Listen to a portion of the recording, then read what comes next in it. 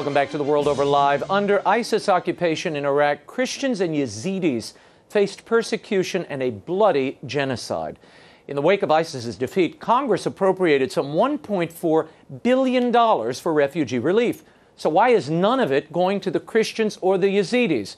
Here with analysis is the director of the Center for Religious Freedom at the Hudson Institute, Shea. Nina, welcome back to the show. Thank you for having me. I wish it were under happier circumstances. What we're learning is that apparently the State Department just appropriated $32 million to a Burmese Muslim sect of this $1.4 billion.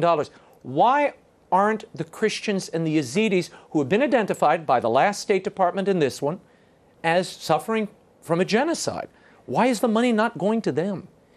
Well, we were hoping that this would get better with the new administration being put in place. We now have a Secretary of State who's been in office for about 6 months. We have a USAID director, Mark Green, who's been there for several months. And it's actually getting worse, Raymond.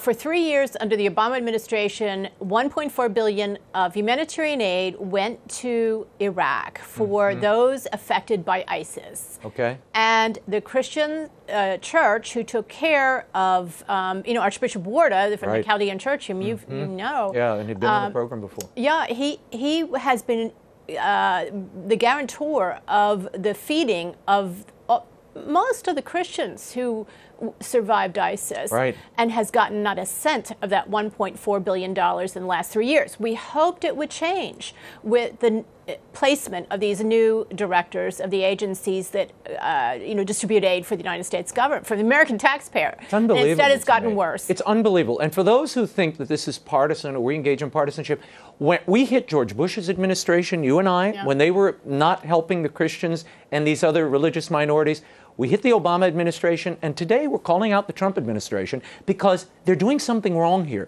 $1.4 billion have been dedicated. Why is the State Department farming out taxpayer money to UN relief agencies, Nina? And tell people what that means. Yeah, what that means is that all of our money, most of our aid money to Iraq for these survivors of ISIS go through the UN. The UN is basically a pass-through.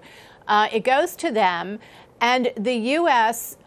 Aid folks cannot leave the consulate compound to actually oversee this reconstruction aid now. And there was a honeymoon for for Secretary Tillerson. I wasn't going to, jump on his performance right away, but it's been 6 months, and we're now at an inflection point where their lands have been liberated by U.S.-led coalition forces. The Christian and Yazidi lands are now free of ISIS. They should be going home, and they can't. They don't have the aid to rebuild their villages. Their villages and towns lack water. They lack power.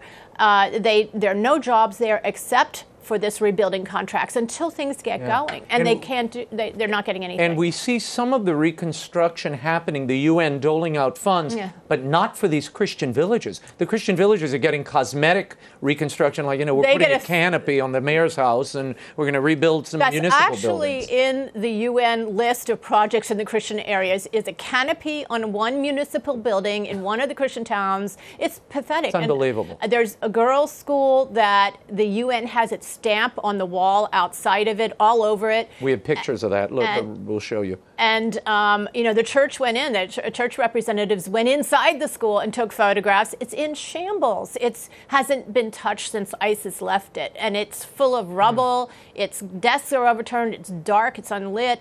And no one can even walk through it, much less study there. But why is the administration, the Trump administration and the State Department, allowing the UN to dole out these funds and give people some insight?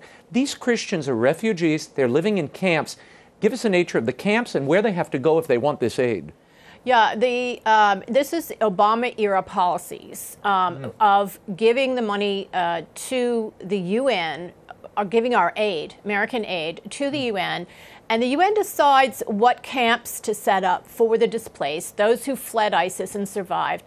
And they decided that they were not going to do any for the Christians. And if the Christians wanted aid, and they only did half for the Yazidis living around one area of Dohuk, in Kurdistan. So all the Christians now and all the Yazidis now are in Kurdistan. The UN has no camps whatsoever for the Christians, only half for a portion of the Yazidis. And they say that if you want aid, you've got to go into the majority Muslim camps. Now, these camps, these are tiny minorities, the Christians and the Yazidis. They are ISIS sympathizers. We know that. We can even see that in the migrant camps in Europe.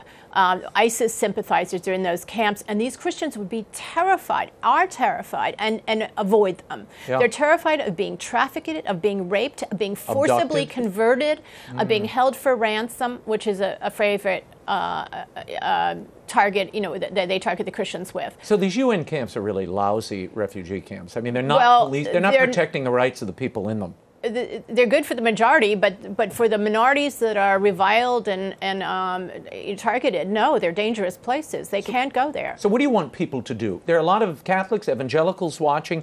They were rallying behind this administration, and the president himself, when he issued that travel ban several months ago, said he wanted to give a priority to Christians. This has always been part of the campaign promise from the beginning. Why are Christians and these Yazidis and others slipping through the cracks here? Well, I think that there are two things that can be done in terms of activism. One is to let your elected officials, including the president and vice president, know that the State Department is really creating a situation where the Christians are being driven out of the Middle East. And even though there are a reduced population of Christians over the last 15 years, vastly reduced, 80% have gone already, these that are left are still one of the largest communities of Christians left in the Middle East. So it's important that they stay. Yeah. They want to stay. So one is to let your elected officials know. And the second thing is to give private aid, the Knights of Columbus, Aid to the Church in Need, Samaritan Purse. Those three organizations are rebuilding houses. Now, again, we need government aid for the big water projects and the electricity, but that is something that everyone can do. Yeah. Tell me what's happening in the Nineveh Plain. I read a story of an Iranian-built school.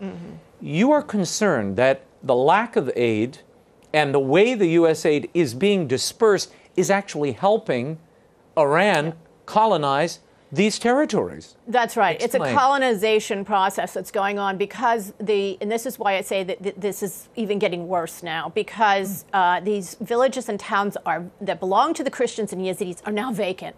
They're mostly vacant. No one is holding that land. And so the Iranian militias who helped defeat ISIS have moved in. They've raised their flags, their sectarian flags, and the government of Iran is blatantly there, starting schools. They had a ribbon-cutting ceremony in one Christian town of Bartella, a famous Christian town, and they had the Iraqi government there, and they had the Iranian government there, and it's a ribbon-cutting ceremony for a school, elementary school, a mosque, and a library. What does this mean to you? What is the impact of having Iran move into this territory that American blood, sweat, and treasure went into securing and liberating? Yes, we're delivering over northern Iraq, Nineveh, to our enemy. What is the State Department saying? Have you had conversations with them? I have had conversations, and the people who are in charge of giving aid, I've spoken with them, and they say that the church is taking too good care of them. We don't need to give any money. That was one statement. What?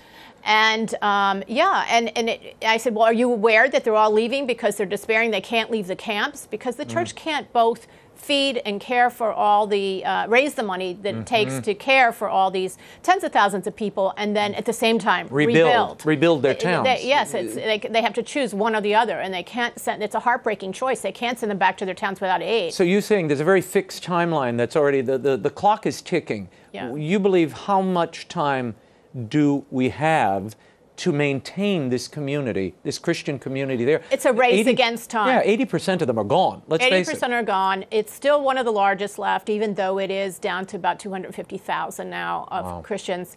And the AID, which is our big aid delivery agency, Director Mark Green is there now. they've said that they don't target religious or ethnic minorities, and I want to know, for heaven's sake, why not? This was a religious genocide, even identified by your boss and the previous Yes, administration as a exactly. genocide. Exactly. Right. This is a mind-boggling.